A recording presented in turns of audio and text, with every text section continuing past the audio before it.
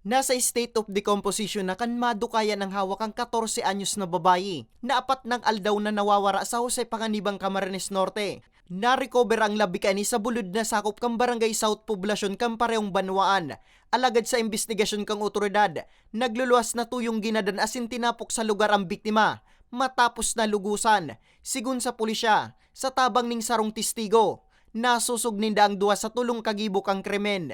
Istorya subot kang testigo. Pinailing mismo sa iya kan saro sa mga sospek ang ginibong panlulugos, dangan ang panggagadan sa biktima. Sa ginibong operasyon, nadakop ang duwa sa tulong sospek na enterong residente kang parehong Banwaan. Minor de edad ang saro sa mga ini. Inako kang duwang sospek ang krimen, asin pigtukdo kung sa ininda itinapok ang labi kang biktima. May isang testigo na lumapit sa kapulisan. Ang sabi niya, nakita niya umano yung kaibigan niya ay nagpakita sa kanya ng video ng kung saan isang babae ang nire-rape. At nalaman niya na yung nawawalang minor de edad ay yung pala yung ginawa ng masama ng kaibigan niya.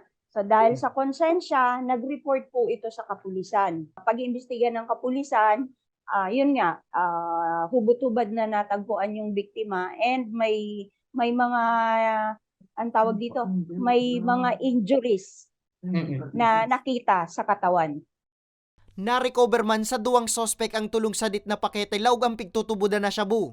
Asin sarong kalibre 22 na badil, sarong magasin asin 7 bala para sa nasambit na badil. Kaya aday pigigilid kang otoridad ang anggulo na nasa impluensya ng illegal na droga ang mga sospek kan ginibo ang krimen.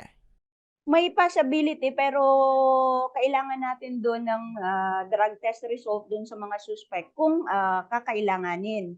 Pero sa ngayon, nasa process pa sila ng investigation, part yun ng mga action taken ng kapulisan.